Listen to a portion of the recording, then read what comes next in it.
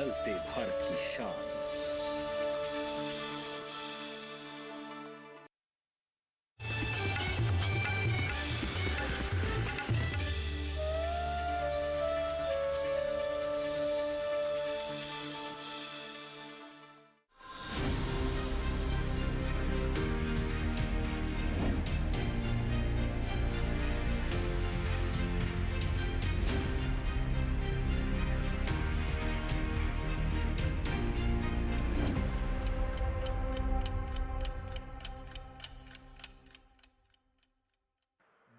हजार से ज्यादा एफपीओ के लिए, हमारे किसानों के लिए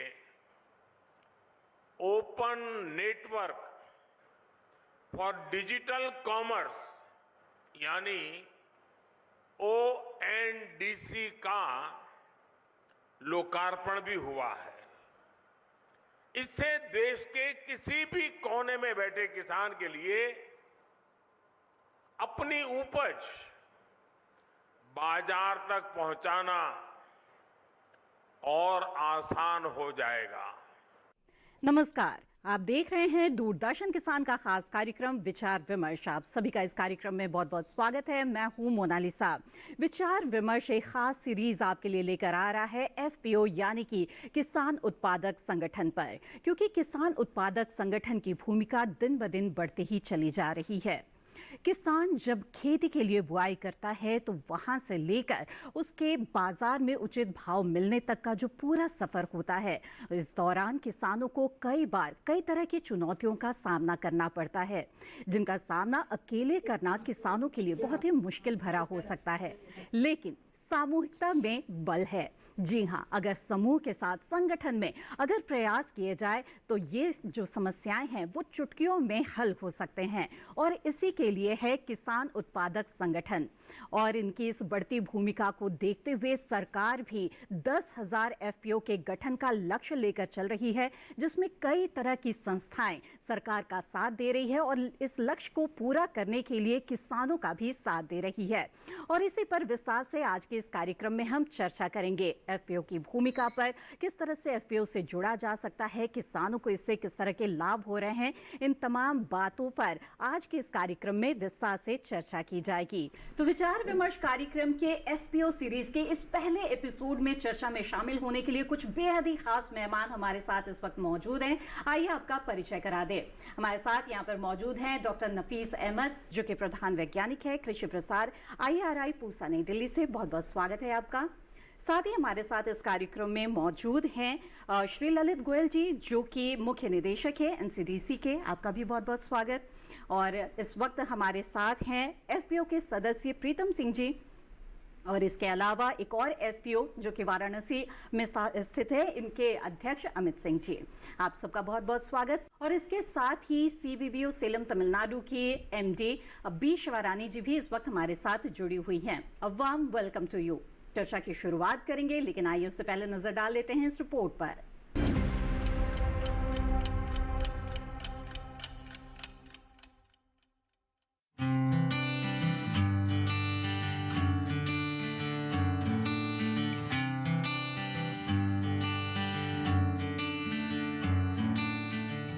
देश आजादी का अमृत महोत्सव मना रहा है और सरकार किसानों की समृद्धि के लिए हर संभव प्रयास कर रही है। इसी क्रम में प्रधानमंत्री श्री नरेंद्र मोदी जी द्वारा 6,865 करोड़ रुपए के परिव्यय के साथ एफपीओ योजना का शुभ आरंभ किया गया था। दरअसल भारतीय कृषि में छोटे और सीमांत किसानों का वर्चस्व है, जिनकी औसत जोत का आकार 1.1 हेक्टेयर से कम है।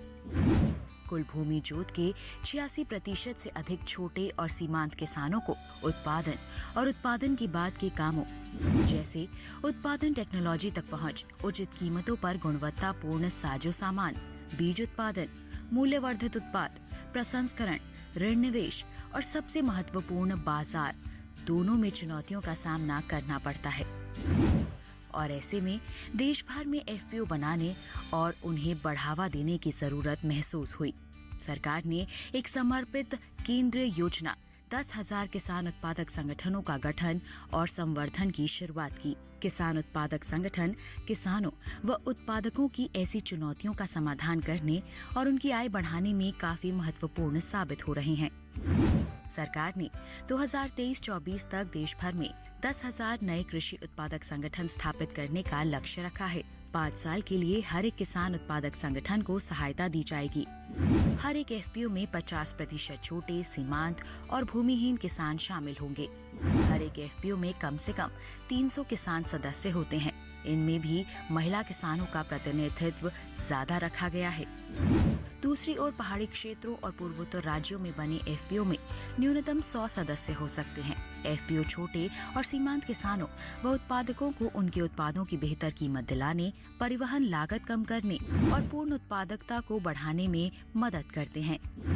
इस योजना का मकसद उत्पादकता, बाजार पहुंच, प्रसंस्करण और निर्यात को बढ़ावा देना है।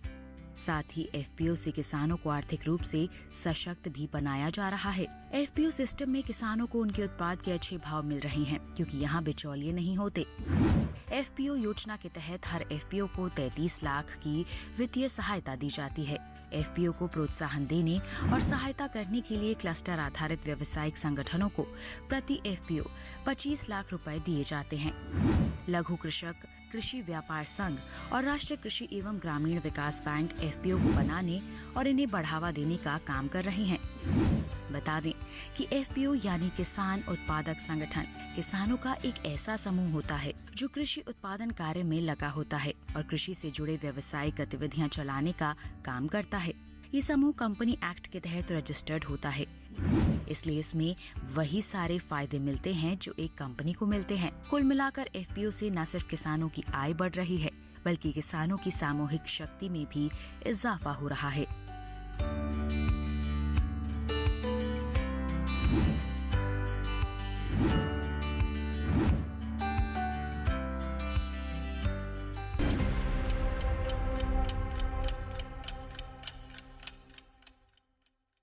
जी हाँ, तो ये खास रिपोर्ट आपने देखी। आइए अब चर्चा की शुरुआत करते हैं और एफपीओ के बारे में और भी विस्तार से जानते हैं।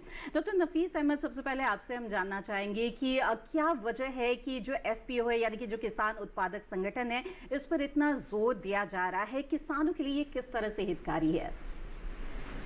जी बिल्कुल, आपने दुरुस्त फरमाया। जो हमारा एफपीओ है, ये आज के समय में एक संस्थागत नवाचार है।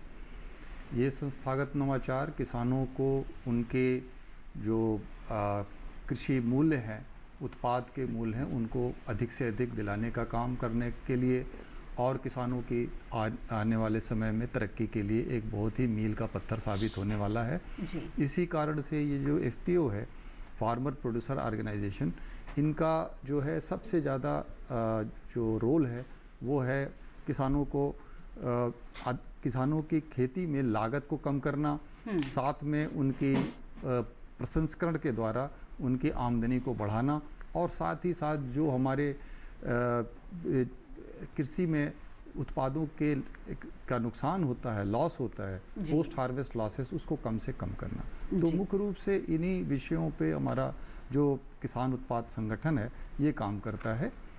और इस धीरे धीरे से हम जैसा कि देख रहे हैं कि बहुत सारे एफपीओ किसान आगे बढ़ कर के आ रहे हैं और किसान उत्पाद संगठन को बना रहे हैं। जी बिल्कुल।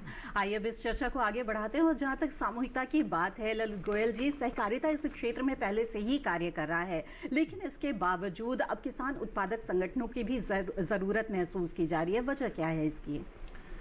क्यों अकेला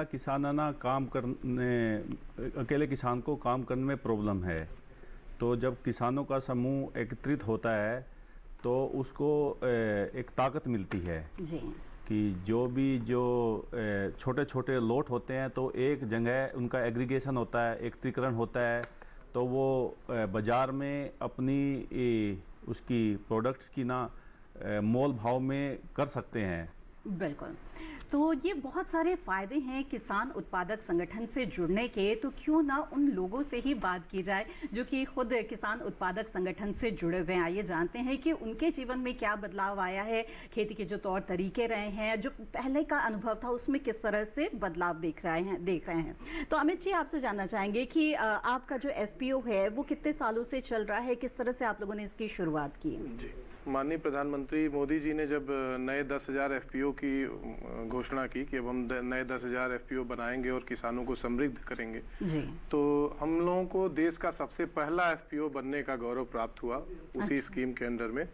वाराणसी से हम लोग उनके संसदीय क्षेत्र से आते हैं और FPO का जो मेन उद्देश्य है वो ये है कि पहले तो फार्मर्स का प्रॉपर सिलेक्शन करना, बेनिफिशियरी का सिलेक्शन करना कि किसको किसको आप जोड़ेंगे और किसको कितना बेनिफिट दिलाएंगे, और क्रॉप का सिलेक्शन, ये दो चीजें बहुत इंपॉर्टेंट है। तो हम लोगों के सामने क्या समस्या थी कि जो हमारे आसपास जो किसान हैं वो या तो बहुत बड़े हैं किसान या बहुत छोटे हैं, महिला वर्ग जो है उनके पे ध्यान नहीं जाता, महिलाएं हैं। तो हम लोगों ने क्या किया कि महिलाओं को ही मेन अपना बेनिफिशियरी टारगेट किया, क्योंकि वो लैंडलेस किसान होती हैं, किसानों के नाम उनके नाम पे जमीनें नहीं होती हैं, तो उनको टारगेट किया। फिर और पुरुष किसान भी आए जो कि एकदम मतलब मध्यम वर्गीय जो किसान थे उनको आए, उन सबका एक कलेक्टिव अप्रोच बना के और उनका रजिस्ट्रेशन कराया हम लोगों ने हार्टिकल्चर विभाग के माध्यम से। और उसके साथ फिर हम लोगों को एक इम्प्लीमेंटिंग एजेंसी चाहिए थी, जैसा कि घोषणा हुई थी, तो हमारा ये इम्प्लीमेंटिंग एजेंसी NCDC बनी, नेशनल कोऑपरेटिव डेवलपमेंट कॉर्पोरेशन। फिर हम लोगों ने ये प्रयास किया कि जैसे FPO का मतलब ये है कि हम खुद समृद्ध हो जाएं, हमको न तो किसी व्यापारी की जरूरत है, किसी थर्ड पार्टी की हमको जरूरत नहीं, हम अपने प्रोडक्ट को खुद तैयार करेंगे, खुद उगाएंगे, खुद प्रोसेस करेंगे, खुद उसकी मार्केटिंग करेंगे। यही कॉन्सेप्ट है FPO का। तो उसी कॉन्सेप्ट को लेके हम लोग इस पिछले 2 साल में ही आज के समय में हमने अपना प्रॉपर सीड डेवलपमेंट सेंटर, आज हमारा अपना ट्रेनिंग सेंटर, उसके बाद अपना प्रोसेसिंग सेंटर। इवन हम लोगों ने इस साल मिर्च और कुछ चीजें जो हमारे फ्रेश प्रोडक्ट थे उसको एक्सपोर्ट भी किया दुबई में, और इसमें पूरा साथ हमारा NCDC ने निभाया, क्योंकि हमको जगह समय समय पे फंड के बारे में और आपके अनुभव के बारे में और भी विस्तार से आगे जानेंगे। इस बीच हमारी एक और मेहमान का रुख कर लेते हैं। Mr. Shivaradi, we want to know that there are many farmers who comes under the small and marginal farmers. Almost 86% farmers are there who have to face a lot of distress during the farming. So how does this FPO help them? FPO formed only for FPO का गठन किसानों की आय बढ़ाने के लिए किया गया है। इस तरह FPO किसानों का समूह बनाने का काम कर रहा है। जब भी किसान फसल काटते हैं तो जिस FPO से वे जुड़े होते हैं वे उत्पाद को इकट्ठा करते हैं, फिर वे मूल्य संवर्धन, ब्रांडिंग और मार्केटिंग के लिए जाते हैं। ऐसे में किसानों को फायदा होता है। ओके, बिल्कुल। तो जो किसान हैं वो जब खेती करते हैं तो उस दौरान बहुत तरह की समस्याएं उनके सामने आ सकती है, तो इसका समाधान एक तरह से FPO यानी कि किसान उत्पादक संगठन के जरिए हो सकता है। तो प्रीतम जी, आप हमें बताएं कि आप लोगों का अनुभव इससे पहले कैसा रहा है, FPO से पहले, और किस तरह की समस्याएं जो हैं आपके जीवन की वो सुलझ गई है किसान उत्पादक संगठन के माध्यम से? इसमें मैं जो अपने जो अनुभव बता रहा हूँ जी, तो पहले क्या सबसे हमारे जो मार्केट की परेशानी आती थी, जो भी हम अपने उत्पाद करते थे तो मार्केट में उसके रेट नहीं मिलते थे। लेकिन हम एक संस्था IRI उससे जुड़े, तो उन्होंने हमारे ये FPO बनवाए हैं, और FPO बनाने जो हमारा मेन मकसद रखा है उन्होंने सीड का रखा है। तो सीड में जैसे रखा है तो उन्होंने हमारे को मार्केट भी उपलब्ध कराई, बाई बैग उस हमारे से खरीदे। तो जैसे उन्होंने खरीदा तो धीरे धीरे हम उनको भी देते रहे और अपने भी ब्रांड बना कर अलग से अपना सीड किसानों को देते रहे। तो वो सीड के साथ साथ में क्या होगा, जैसे सीड हमारा मान लो मार्केट में बच जाता है तो फिर हमारे को यहीं से एक बहुत अच्छी ट्रेनिंग दी गई। जैसे हमारा मूंग बच गया, धान बच गया, तो उसके चावल निकालना, उसको फिर कैसे पैक करना, कैसे उसको बेचना, तो हमने मूल्य संवर्धन का भी वहाँ से काम IRI के साथ करा। जैसे अब कोरोना का टाइम आया तो फिर हम थोड़े से दिल्ली में आना जाना बंद हुआ, तो हमने अपने गांव में एक नया एफपीओ बनाया है। तो उसके एफपीओ को भी हमने मेन मकसद रखा है अपने सीड का ही, पर लेकिन उसके साथ साथ में दूध और हम सब्जी का भी काम कर रहे हैं। तो इसमें सबसे जो एफपीओ का जो लाभ है, जो इसका मेन है, तो इसमें जो एफ और जो पी आता है ना बीच में प्रोडक्शन, उस पर हमारे को फोकस करना है कि हमारा जो प्रोडक्शन है उसके कैसे हम उस मूल्य संवर्धन करके मार्केट करें जी या करें। उसके लिए सहायता के लिए मैं आपको बताता हूँ कि हमारे 4-5 एजेंसी हैं, जैसे सर भी गोयल सर भी आए हुए हैं, SFAC भी है, नाबार्ड है जी, नेफेड भी है। तो इन्हों के जो 3 साल के लिए तो पूर्ण रूप से सहयोग रहता है। ठीक। ऑफिस के लिए भी खर्चा है, ट्रेनिंग कराना, विजिट कराना, एक्सपोजर विजिट कराना, साथ साथ में जब इनके लिंकेज करा देते हैं, ई मंडी से करा दिया, इधर जहाँ भी इनको, क्यों एक गांव में जो किसान बैठा है नहीं, वो उतना प्रॉपर उसको जानकारी नहीं है, लेकिन CBBO के माध्यम से काफ़ी उसको जानकारी है कि 3 साल के बाद में 2 साल के लिए फिर एक्स्ट्रा ये सपोर्ट अलग से करते हैं। यानी कि जो किसान हैं उन्हें कई संस्थाओं के जरिए मदद मिल रही है ताकि जो एफपीओ है उसका सफलतापूर्वक गठन भी कर सके, उसका संचालन भी कर सकें। बातचीत को आगे बढ़ाते हैं और डॉक्टर नफीस अहमद आपसे जानना चाहेंगे कि अब बात आती है इसके गठन की, तो एफपीओ के गठन के दौरान किन किन मूलभूत जो बातें हैं उनका ध्यान रखना होता है? एफपीओ के गठन में यदि देखें मुख्य रूप से तो जो हमारे किसानों का एफपीओ होता है, किसान उत्पादक संगठन है, तो किसान उसमें मुख्य रूप से जो डायरेक्टर्स हैं, बोर्ड ऑफ डायरेक्टर्स होते हैं, BODs कहलाते हैं, और 10 BODs होते हैं। उनकी विशेषज्ञता के आधार पे उनका चुनाव होता है और उनके हर एक BODs के अंदर एक लगभग 30 किसान, तो ऐसा करके लगभग मिनिमम कम से कम 300 किसानों का एक समूह बन जाता है।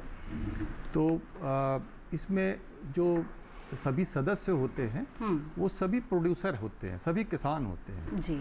तो यही इस एफपीओ की जो है खासियत बात है कि सभी को एक इनमें जुड़ने वाले सभी जो है प्रोड्यूसर हैं, उत्पादक हैं, और उन्हीं सभी उत्पादकों का जो है सामान, जो उत्पाद है वो एकत्रीकरण होता है, उसका एग्रीगेशन होता है और उसी का लाभ उनको मिलता है, चाहे वो उत्पादन के स्तर पे हो, उनको सलाह के स्तर पे हो, या उसके उत्पाद के प्रसंस्करण का हो, उसके स्टोरेज का हो, ट्रांसपोर्टेशन का हो, तो सभी में इसका उनको लाभ मिलता है। बिल्कुल। तो ललित जी आपसे जानना चाहेंगे कि 10,000 एफपीओ के गठन का लक्ष्य तो है ही, लेकिन इसके साथ साथ सहकारिता क्षेत्र को भी अलग से लक्ष्य मिल गया है। 1100 एफपीओ के गठन का निर्णय सहकारिता में भी लिया गया है। तो ऐसे में जानना चाहेंगे कि इस क्षेत्र में किस तरह से एफपीओ का गठन किया जा रहा है? इस क्षेत्र में हम प्रत्येक ब्लॉक से सर्वश्रेष्ठ पैक्स को सिलेक्ट करते हैं। ठीक है। उसके लिए कुछ हमने मापदंड निर्धारित किए हैं। तो उनके सदस्यों को मिलाकर हम उनका एक जो एफपीओ का एक पंजीकरण करवाएंगे। ठीक। इससे उन पैक्स के सदस्यों को भी सुदृढ़ीकरण होगा, और पैक्स है जो जहां उनकी स्पेशलाइजेशन है वो स्पेशलाइजेशन वो पास ऑन कर सकते हैं एफपीओज को। ठीक, बिल्कुल। Mrs. Shivarani, CBBO also has a major role in registering the FPOs. So can you please tell us what is the process of registration? Ma'am, we are working on four different implementing agencies: NABARD, NCDC, NAFED and SFAC. हम 4 अलग अलग एजेंसियों NABARD, NCDC, NAFED और SFAC के साथ काम कर रहे हैं। NCDC के तहत हम सोसाइटी पंजीकरण अधिनियम के तहत कंपनी पंजीकरण कराते हैं। CBBO कंपनी अधिनियम के तहत पंजीकरण कराने में सदस्यों की मदद करता है। ये FPO को प्रमोटर के चयन और प्रमोशन में मदद करता है। व्यावसायिक निकायों के चुनाव में भी मदद करता है।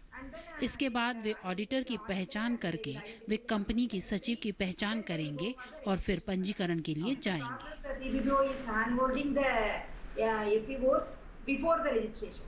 Okay. तो ये तो बात हुई रजिस्ट्रेशन की। और अमित जी, आपसे जानना चाहेंगे कि आपका जो किसान उत्पादक संगठन है वो तो पहला संगठन है एक तरह से इस क्षेत्र में, जैसा कि आप हमें बता भी रहे थे, तो उस समय तो प्रक्रिया के बारे में बहुत ज्यादा लोगों को मालूम भी नहीं था। तो ऐसे में आप लोगों ने किस तरह से गठन किया, लोगों को अपने साथ किस तरह से जोड़ा? जी, जानकारी तो नहीं थी किसी तरह से। हमारे पास सीबीबीओ बने थे, वो भी नए सीबीबीओ थे, उनको भी बहुत आइडिया नहीं था उस समय जी। लेकिन मैं थोड़ा सा अपने बारे में बता दूं। मैं IIT से हूँ। मैं एक इलेक्ट्रिकल इंजीनियर हूँ। मैं पहले असिस्टेंट प्रोफेसर था। मैंने अपनी जॉब छोड़ के मैं किसानों के लिए इस काम में आया। तो काफी आइडिया लिटरेचर्स वगैरह पढ़ के, जो कि जब स्कीम की गाइडलाइन आई थी तो उसको पढ़ा हम लोगों ने जी। और उसको पढ़ के हम लोगों ने 3 से 4 दिन के अंदर ही FPO बना लिया। अच्छा। तो क्योंकि ये था कि जितना जल्दी इसमें आएंगे, इन्वॉल्व होंगे, उतना जल्दी हम लोग कुछ कर पाएंगे जी। तो इसलिए इसका गठन हम लोगों के लिए बहुत कठिन नहीं रहा और समय समय पे सारी एजेंसियों का सहयोग मिलता रहा। देखिए, गवर्नमेंट की जो पॉलिसीज होती हैं उसके ऊपर डिपेंड करता है कि कोई चीज कितना सक्सेसफुल चलेगा।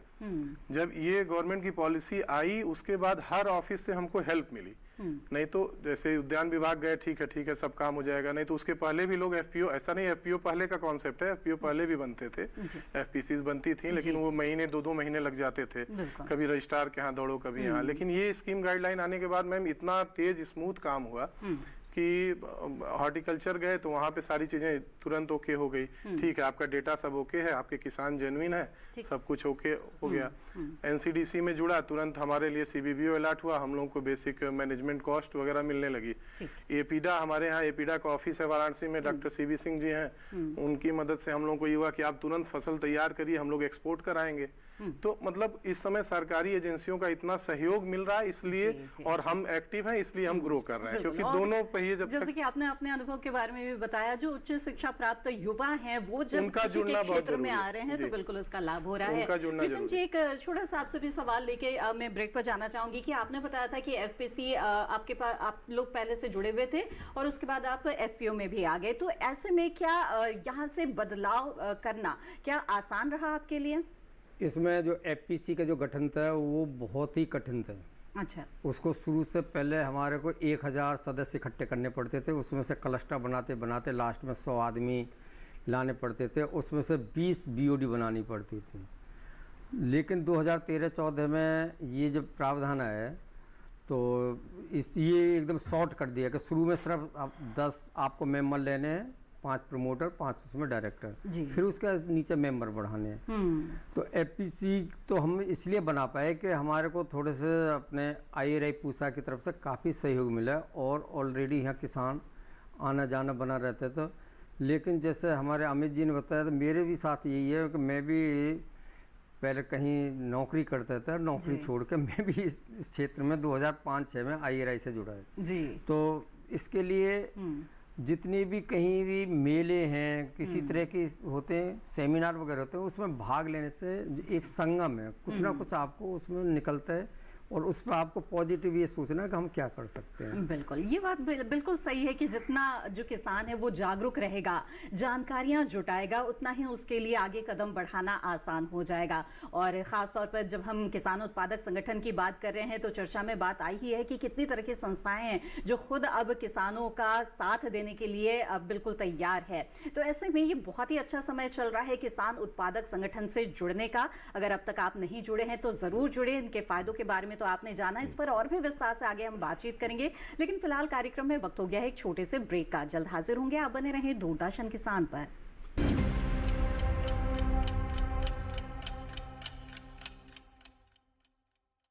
उजागर आज इसने कल भी होगा सफल है, टरगा सुपर साथ तो प्रगति है हर पल। 2 दशकों से किसानों का सबसे भरोसेमंद खरपतवार नाशक सुपर काम, भरोसे का नाम टरगा सुपर।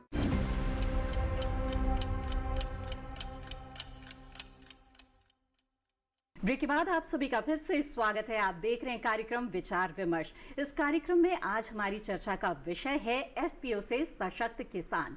जी हां, एफपीओ यानी कि किसान उत्पादक संगठन की भूमिका पर हम विस्तार से चर्चा कर रहे हैं और तमाम वो बातें जानने की कोशिश कर रहे हैं जिसके आधार पर वो किसान जो अब तक किसान उत्पादक संगठन से नहीं जुड़ पाए हैं वो जुड़ सकें।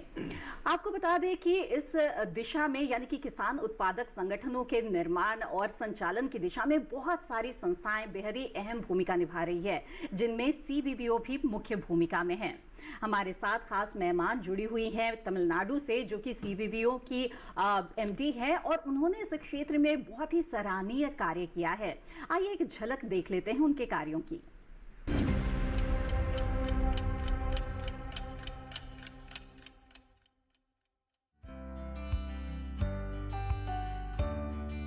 बी शिवरानी तमिलनाडु के सलेम स्थित वीरापंडी कलंजिया जीविदम प्रोड्यूसर कंपनी लिमिटेड की सीईओ हैं। वीकेजेपीसीएल के एक महिला किसान उत्पादक संगठन यानी एफपीओ है, जिससे काफी संख्या में महिला किसान जुड़ी हुई है। नाबार्ड ने 2017 में वीकेजेपीसीएल की स्थापना की थी।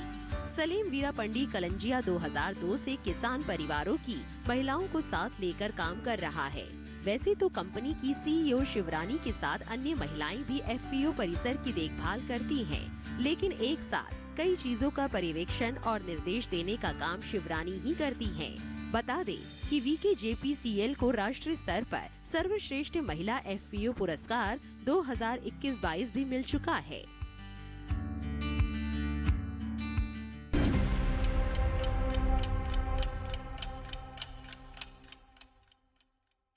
जी हाँ, तो ये रिपोर्ट देखी और आपने देखा कि किस तरह से किसानों के लिए, उनके हितों के लिए लगातार प्रयासरत है और सीबीबीओ की एमडी बी शिवारानी। तो आइए उनसे जुड़ते हैं एक बार फिर से और उनसे बातचीत करते हैं। Mr Shivarani, we want to know about your role and specially CBBO's role in forming FPO's and hand holding the farmers. Okay ma'am, CBBO is playing an important role because CBBO इसमें महत्वपूर्ण भूमिका निभा रहा है, क्योंकि सीबीबीओ अब सभी एजेंसियों द्वारा आवंटन के बाद और कलेक्ट्रेट से डीएमसी की मंजूरी प्राप्त कर रहा है और फिर ब्लॉगों का चयन कर रहा है। किसानों को संगठित कर एफपीओ बना रहा है और फिर पंजीकरण कर रहा है।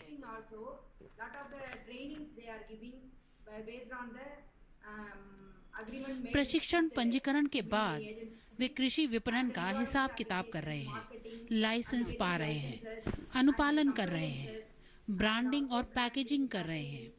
एफपीओ के लिए जो भी चीजें जरूरी हैं, सीबीबीओ उन्हें पाने में हमेशा एफपीओ की मदद करता है।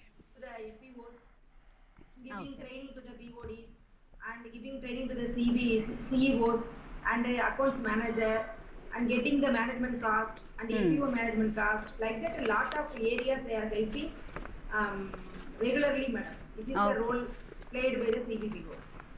Okay, really that's great. यानी कि जो किसान हैं उनकी जब वो बुआई करते हैं तो वहाँ से लेकर जब वो बाजार तक पहुँचते हैं, इस बीच की पूरी कड़ी के दौरान तमाम क्षेत्रों में जो सीबीबीओ है इनकी अहम भूमिका है। इसके साथ ही अब आइए आईआरआई की भूमिका पर भी बात कर लेते हैं। डॉक्टर नफीस अहमद, अब आपसे हम जानना चाहेंगे आईआरआई के बारे में कि किस तरह से इसकी भूमिका चल रही है अभी जो किसान उत्पादक संगठन है उसको बढ़ावा देने के बारे में, क्योंकि अभी बहुत पुराना कॉन्सेप्ट तो ये नहीं है और किसानों को बहुत ज़्यादा इसके बारे में जानकारी भी नहीं है, तो जाहिर तौर पर उन्हें कई तरह के प्रशिक्षण की भी आवश्यकता होती है। तो आप लोगों की किस तरह की भूमिका है इसमें? पूसा संस्थान भारतीय कृषि अनुसंधान संस्थान के नाम से बहुत जाना जाता है। जी जी। इस तरह के संस्थान जो है शोध संस्थान है और मैं एक बात कहूँगा कि आईआरआई के अतिरिक्त और भी जो शोध संस्थान कृषि के क्षेत्र में काम कर रहे हैं, इनका बहुत बड़ा रोल है एफपीओ को आगे बढ़ाने में, क्योंकि जैसे मैं बात करूँगा पूसा संस्थान के बारे में ही कि संस्थान द्वारा समय समय पर नई तकनीकियों का विकास किया जाता है।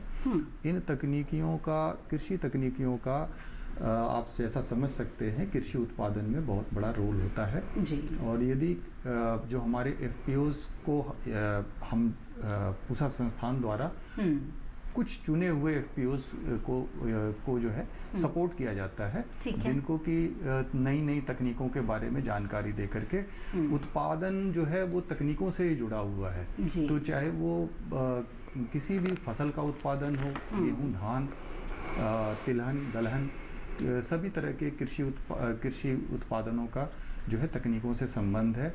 इसमें मुख्य रूप से जो है अच्छी सभी फसलों की, विशेषकर धान की, गेहूं की विकसित किस्में, उन्नत किस्मों को किसानों को वहाँ उनको परामर्श दिया जाता है कि वे वही किस्में लगाएं जिनसे उनकी उत्पादन जो है उत्पादन अच्छा हो, और उत्पादन जब अच्छा होता है तो वही आगे जो है किसानों को अच्छा मूल्य दिलाता है। बिल्कुल। साथ में उनके जो उत्पादन से जुड़ी हुई अनेक अन्य तकनीकों को भी उन्हें बताया जाता है, जिससे कि उनका उत्पादन गुणवत्तापूर्ण हो और उनको जो है उत्पादन में जो है हर तरह के जो है वैज्ञानिक विधियों का भी परामर्श दिया जाता है, जिससे कि उनकी खेती जो है वो उन्नत हो।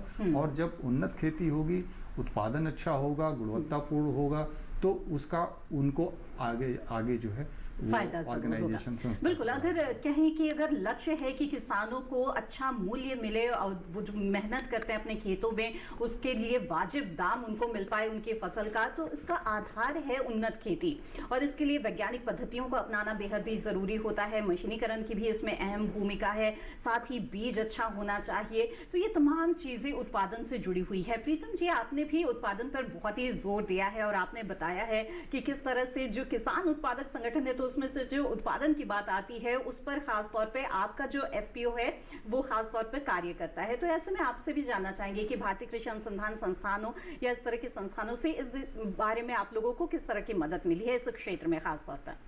इसमें जैसे साहब ने बताया नई टेक्नोलॉजी के, तो उसके साथ साथ में जो बीज के उत्पादन है उसके लिए ब्रीडर जो सीड लेना है वो ऐसी ही संस्थाओं से मिलता है, जैसे IRI है या HAU है या अपने DHA है या अपने DWR है।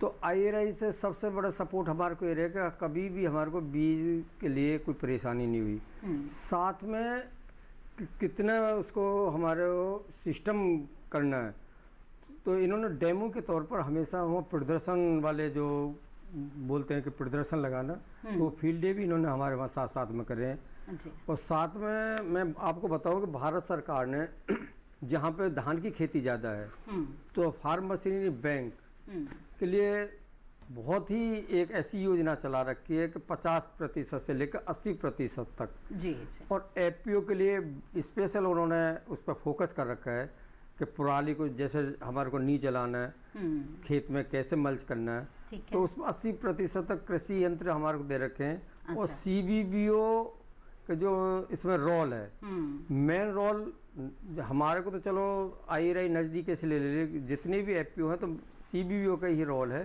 कि नई नई टेक्नोलॉजी को लाके किस संस्था से जुड़ा के कैसे हम एफपीओ को सुदृढ़ बना सकते हैं। तो फार्म मशीनरी का भी बहुत बड़ा भारत सरकार की तरफ से महत्वपूर्ण रोल है। और यूपी सरकार ने तो पूरे स्टेटों में देखा जाए तो 100 प्रोसेसिंग प्लांट जो सीड के हैं वो निःशुल्क दिए हैं एफपीओ के लिए। तो इससे बड़ा और क्या योगदान हो सकता है। तो सीड में आगे ले गुणवत्ता सीड वो एफपीओ तैयार करेंगे तो प्रत्येक किसान को गुणवत्ता सीड मिलेगा, उसका उत्पाद बढ़ेगा तो उसकी इनकम बढ़ेगी। तो जो आमदनी बढ़ाने में सरकार का कहना है, तो इस तरह की ही स्कीमों से उसका उत्पाद बढ़ा के और उसका मूल्य जब आप बता ही रहे हैं CBBO के बारे में कि किस तरह से मशीनरीकरण जो है उसको बढ़ावा दिया जा रहा है, तो आइए इसके बारे में भी और विस्तार से जान लेते हैं। Mrs Shivarani, please tell us how do you promote this farm mechanisation?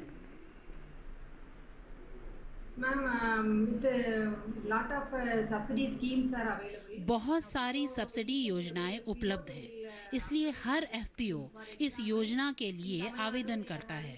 उदाहरण के लिए तमिलनाडु में उनके पास एक तमिलनाडु परिवर्तन परियोजना है और MSDA और नाबार्ड भी कुछ व्यवसाय विकास निधि दे रहे हैं।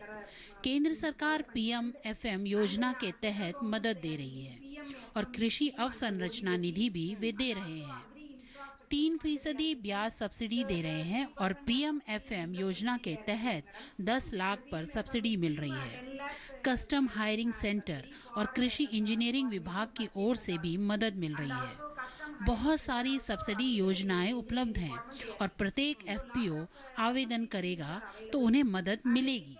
इसके लिए CBPO DPR तैयार करने और विभागों को मंजूरी देने में भी मदद कर रहा है। Preparing DPR and also approaching the departments like that, CBPO also helping, APO also directly they are going and getting. Okay. बिल्कुल, तो जो CBPO है वो किसानों की पूरी तरह से मदद कर रही है विभागों से संपर्क करने में भी, क्योंकि बहुत तरह की योजनाएं पहले से भी चलाई जा रही है इस दिशा में। एक तरह से जो किसान है उनको इस योजना से जोड़ा जा रहा है CBPO के माध्यम से।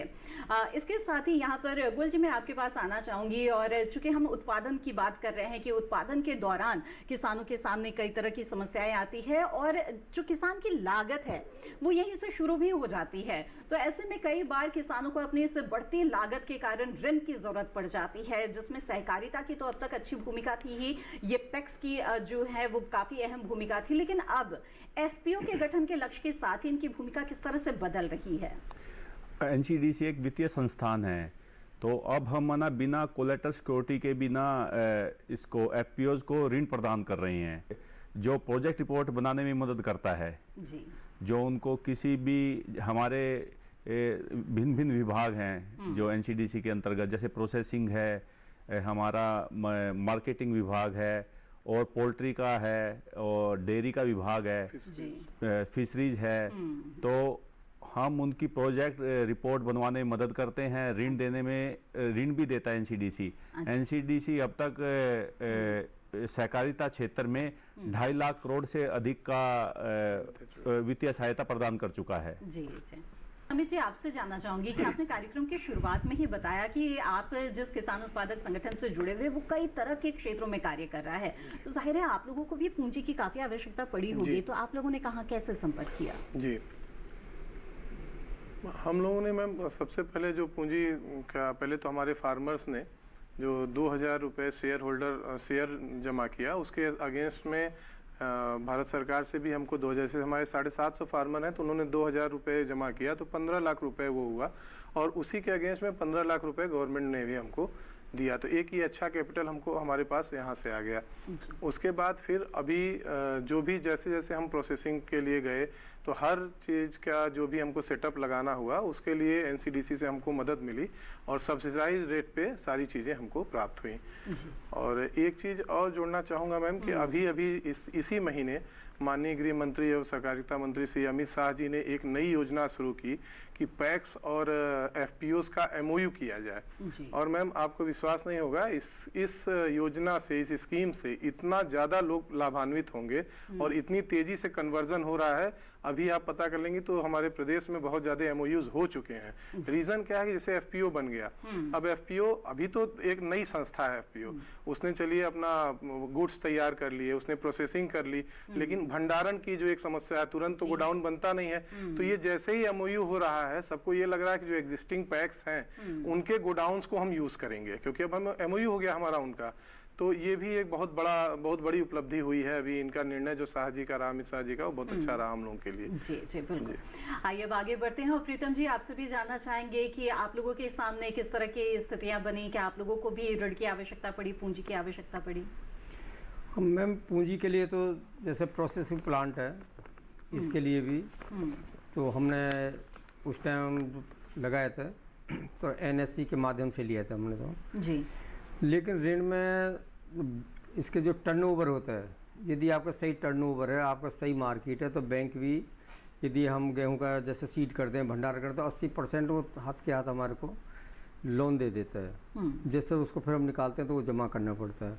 लेकिन अब जैसे नई योजना आ रही हैं उसमें काफ़ी ऋण की सुविधा, जैसे अभी गोयल सर बता रहे हैं, तो अब तो कोई गारंटी भी नहीं देनी हमारे को, तो आराम से उसमें 2 लाख 4 लाख 10 लाख तो ऐसे और मल्टी भी नहीं करने, वो साथ के साथ मिल जाते हैं। शुरू में तो काफ़ी मतलब आपको हम बताएं, जब FSC चलाई थी तो बहुत बड़ी प्रॉब्लम थी, लेकिन अब तो 2019 के बाद जैसे नई स्कीम आ रही है तो उसमें तो जितने भी नए एफपीओ बन रहे हैं जी। उनके सामने तो इतनी समस्या नहीं है, लेकिन हमारे को शुरू में तो काफ़ी समस्या आई है। बिल्कुल बिल्कुल, किसी भी व्यवस्था में शुरुआती समस्याएं आ सकती है, लेकिन इसके साथ साथ नए नए जो समाधान है वो भी निकलते जाते हैं। तो आज की तारीख में किसानों के लिए बेहद ही आसान हो गया है किसान उत्पादक संगठन से जुड़ना और इसके जरिए तमाम तरह के जो लाभ हैं उन्हें प्राप्त करना। तो इसके बारे में विस्तार से हमारी बातचीत जारी रहेगी, लेकिन फिलहाल कार्यक्रम में वक्त हो गया है एक और छोटे से ब्रेक का। जल्द हाजिर होंगे, आप बने रहें दूरदर्शन किसान पर।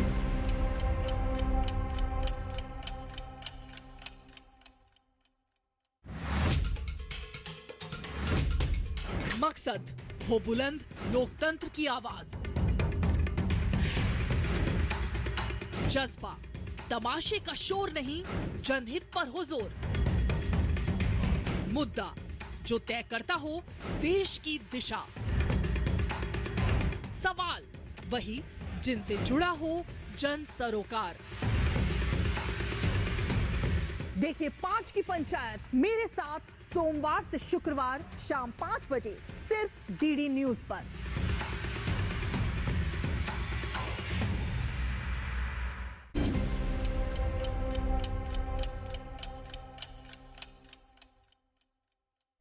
ब्रेक के बाद आप सभी का फिर से स्वागत है कार्यक्रम विचार विमर्श में।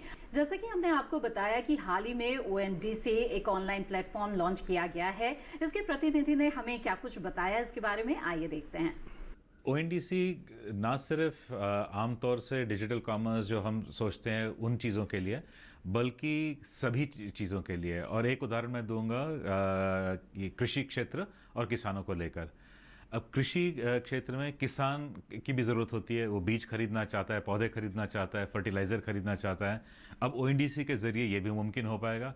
किसान की जो उपज है वो आगे बेच भी पाएगा, और ना सिर्फ पहली पार्टी जिनको ने बेचा। मान लीजिए किसान के पास आम के पेड़ है, उसने आम की उपज एक कंपनी को भेजी, वो आम का पल्प बनाएंगे, फिर वही कंपनी आम का पल्प आगे जूस बनाने वाले को बेच सकती है, फिर वो जूस बनाने वाला आगे ग्राहकों को बेच सकता है। तो इस तरह से ना सिर्फ कोई एक तरह का व्यवहार, बट हर तरह का व्यवहार, चेन जो वैल्यू चेन कहा जाता है, वैल्यू चेन में पीछे, वैल्यू चेन में आगे, ये सभी व्यवहार ओएनडीसी पे मुमकिन हो पाएंगे, और इनमें से कुछ ऑलरेडी आज चालू हो चुके हैं। इसका शुरू करने का मुख्य उद्देश्य यही था कि भारत में सभी विक्रेता और ग्राहक एक दूसरे से जुड़ सके। और ये सोच उस वक्त की है जब कोरोना वायरस का पहला वेव चल रहा था और लॉकडाउन हुआ था, तो ये ज़रूरत थी कि जो लोग घर से बाहर नहीं निकल सकते हैं या शहर से बाहर नहीं जा सकते हैं, जो व्यापारी दुकान नहीं खोल सकते हैं, वो एक दूसरे से व्यवहार कैसे कर सकें। तो उसके जवाब में ओएनडीसी की पहल की गई थी। ओएनडीसी डिजिटल कॉमर्स का एक अलग तरीका है। आज तक जितना डिजिटल कॉमर्स हमने देखा है वो प्लेटफॉर्म ई कॉमर्स है। प्लेटफॉर्म वो होता है जहाँ पे ग्राहक और विक्रेता दोनों को एक ही प्लेटफॉर्म या एक ही एप्लीकेशन में रजिस्टर करना पड़ता है। अगर दोनों एक ही एप्लीकेशन में मौजूद हैं तभी वो खरीदने और बेचने का व्यवहार कर सकते हैं। ये प्लेटफॉर्म कॉमर्स हुआ। अभी तक ओपन कॉमर्स दुनिया में कहीं नहीं है, ना सिर्फ भारत में, दुनिया में कहीं नहीं है। ये विश्व का पहला पहल है। यहाँ ओपन नेटवर्क से ये फ़ायदा है कि ग्राहक किसी भी एप्लीकेशन पे हो सकता है, विक्रेता किसी और एप्लीकेशन पे हो सकता है, फिर भी वो एक दूसरे के साथ खरीदने लेन देन का व्यवहार कर सकते हैं।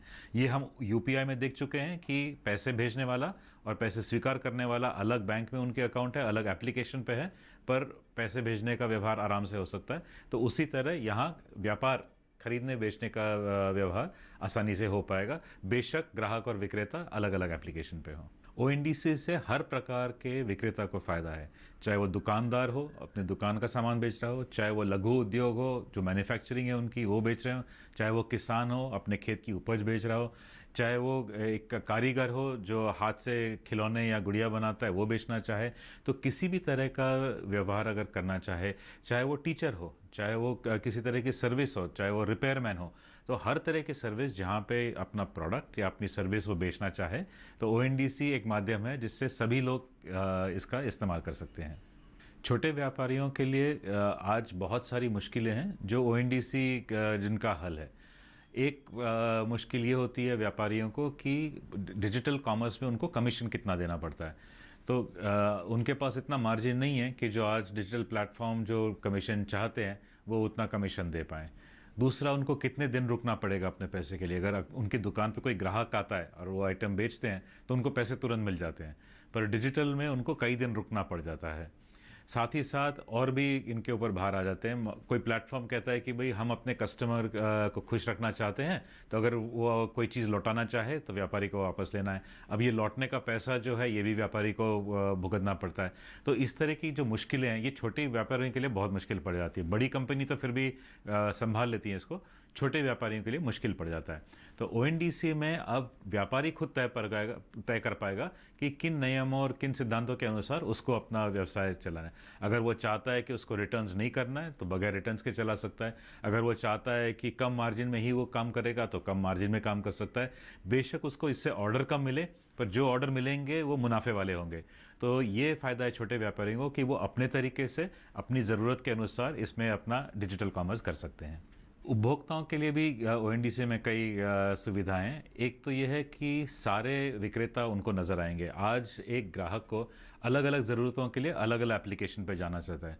सिंपल सी एक उदाहरण मैं देता हूँ कि अगर उनको छुट्टी पे जाना है तो फ़्लाइट की टिकट एक एप्लीकेशन पे बुक करेंगे, होटल की बुकिंग किसी दूसरी एप्लीकेशन पे बुक करेंगे, उनको वहाँ जाने के लिए टैक्सी चाहिए वो तीसरी एप्लीकेशन पे बुक करेंगे, रास्ते में उनको खाना मंगाना है तो चौथी एप्लीकेशन पे।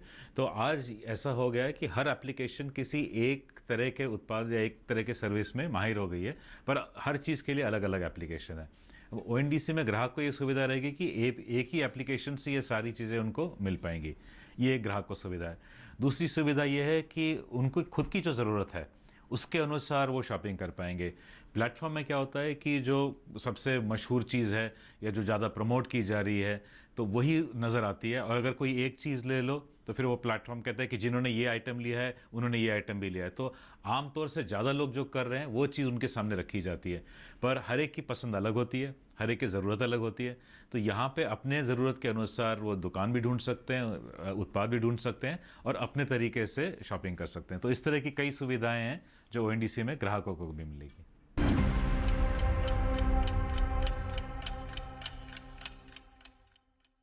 किसान उत्पादक संगठनों की बहुत सारी भूमिका है, जैसे कि हमने आपको बताया है कि बीज से लेकर बाजार तक की इसमें भूमिका है। तो उत्पादन के क्षेत्र में भी कई तरह से किसान उत्पादक जो संगठन है वो किसानों को मदद करते हैं, लेकिन इसके साथ साथ कटाई के बाद की जो स्थितियां होती है, खासतौर पर अगर प्रसंस्करण की बात कर ले या फिर बाजार में अपने उत्पाद को बेचने की बात कर ले, तो वहां भी किसानों के सामने कम चुनौतियां नहीं रहती है। तो ऐसे में ये एफपीओ उनके लिए किस तरह से मददगार हो सकती है, आइए इस पर बात कर लेते हैं। तो डॉक्टर नफीस अहमद, आपसे जानना चाहेंगे कि भारतीय कृषि अनुसंधान संस्थान की तरफ से जो तमाम तरह के प्रयास हो रहे हैं किसान उत्पादक संगठन को बढ़ावा देने के लिए, उसमें किसानों की जो ये समस्या है बाजार की, इसे किस तरह से सुलझाया जा रहा है? देखिए, बाजार के लिए बहुत ही महत्वपूर्ण बात यह है कि जो हमारा जो भी उत्पाद हो वो गुणवत्तापूर्ण हो और हर तरह से जो कंज्यूमर हैं उनके लिए वो अच्छा हो, हाइजीनिक हो और जो है उसमें किसी तरह का पेस्टिसाइड रिमेन जो अवशेष होता है इन चीज़ों से बचा जाए। तो सेफ्टी एक बहुत ही इम्पॉर्टेंट है। खाद्य सुरक्षा जो है वो बहुत ही ज़रूरी चीज़ है, जिस पे संस्थान द्वारा कई सारी कुछ ट्रेनिंग भी कराई जाती है। जो पिछले सालों में ऐसा देखा गया कि बहुत सारे निर्यात हुए, खास करके बासमती धान, उसमें पेस्टिसाइड अवशेष के कारण वो कंसाइनमेंट विदेशों में रिजेक्ट हो गए थे। तो ऐसे में एपिडा जो हमारी उच्च संस्था है, जो एक्सपोर्ट के लिए सरकारी संस्था है, उसके द्वारा हमारे पूसा संस्थान को किसानों को प्रशिक्षित करने का काम किया गया, जिससे कि किसानों में ये अवेयरनेस, जागरूकता बनाई जाए कि वो किस तरह के जो है पेस्टिसाइड को वो इस्तेमाल करें और किन से बचें, ताकि उनका जो है जो भी उत्पाद वो कंसाइनमेंट उनका एक्सपोर्ट होता है वो रिजेक्ट होने से बचे। तो इसमें जो है संस्थान द्वारा ऐसे जो है पेस्टिसाइड्स और जो है फंजीसाइड के बारे में बताया गया कि जो जिनको उनको इस्तेमाल कर सकते हैं और किस सीमा तक उसको इस्तेमाल कर सकते हैं और किनको उन्हें इस्तेमाल नहीं करना है। बिल्कुल। तो इस तरह की चीजें अगर निर्यात की स्थिति में आना चाहते हैं तो मानकों का ध्यान रखना बेहद ही जरूरी है और इसके लिए गुणवत्ता का ध्यान रखना भी जरूरी है। आइए बातचीत को आगे बढ़ाते हैं। सीबीबीओ की भी अहम भूमिका है इस मामले में और किस तरह से ये अपना कार्य कर रहा है किसानों को बाजार से जोड़ने में, इसके बारे में आइए जानते हैं। Mrs Shivarani, can you hear me? Yes madam. Mrs. Shivarani, we want to know that how does CBBO provide market linkage to the farmers? Ma'am, CBBO marketing के लिए अलग अलग तरीकों से मदद कर रहे हैं। मार्केटिंग के 3 से 4 तरीके हैं। एक है उत्पादक को सीधे विपणन करना, जो उत्पादक को उपभोक्ता से जोड़ता है। दूसरा है कि वे एफपीओ को आउटलेट पॉइंट स्थापित करने में मदद कर रहे हैं। तीसरा ओएनडीसी है। आजकल डिजिटल के लिए ऑनलाइन नेटवर्क है, इसलिए हर कोई एजेंसी नियमित रूप से ऑनलाइन और ऑफलाइन माध्यम से प्रशिक्षण दे रही है। अपनी आय बढ़ाने और निर्यात के लिए ऑनलाइन मार्केटिंग कैसे करें, इस बात की जानकारी भी दी जा रही है।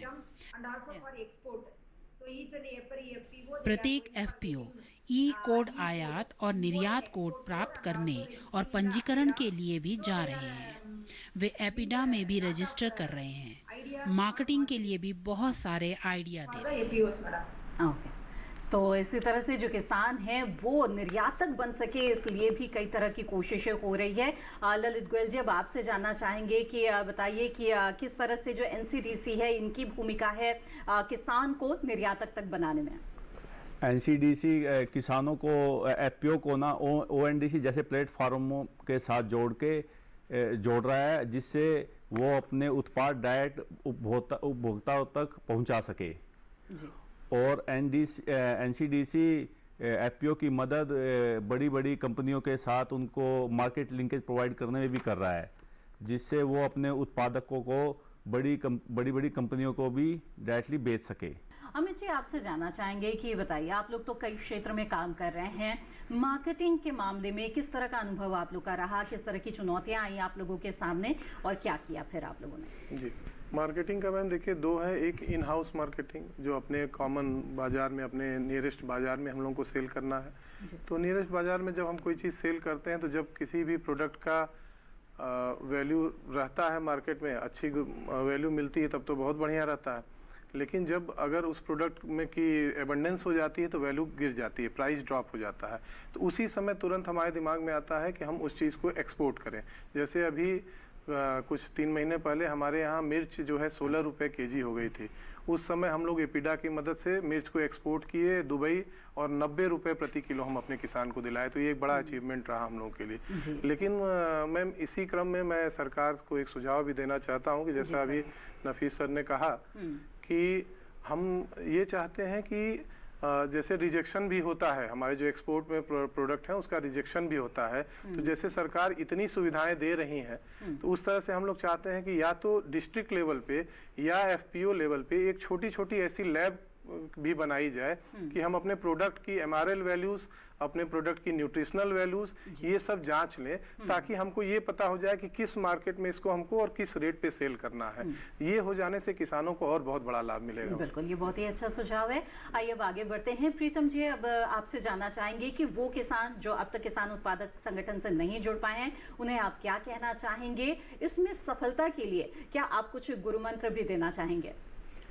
मैं उन साथियों से यही कहना चाहता हूँ कि संगठन में ही शक्ति है। और संगठन के लिए जब आपको किसान ही की कंपनी है, आप ही उसके मालिक हैं और आप ही उसके उपभोक्ता भी हैं और उत्पादक भी हैं। तो सबसे बड़ा ये कि किसान से किसान का यदि आपस में संगठन बड़ा होगा उतनी उसकी शक्ति बढ़ेगी। साथ में मैं एक और अपने तरफ से सुझाव देना चाहता हूँ कि जितने भी संगठन हमारे एफपीओ बन रहे हैं, यदि वो भी आपस में एक दूसरे से मार्केट लिंकेज कर लें तो वो भी एक बहुत बड़ा हमारे को, जैसे कोई सीड का काम कर रहा है एफपीओ तो उससे सीड लें, कोई अपने दाल का काम कर रहे हैं तो उससे दाल लें, तो एक दूसरे से जुड़ें तो ये भी एक बहुत बड़ी, जैसे सरकार की तरफ से 10,000 के साथ साथ में और जन कितने 10,000 बने हुए FPO, यदि वो पूरे बन जाएं तो हमारे जो किसानों के साथ समस्या आ रही है तो हमारे को उसमें भविष्य में दिखता है कि उस समस्या का समाधान हो सकता है और लाभकारी खेती सिद्ध हो सकती है, जिससे किसान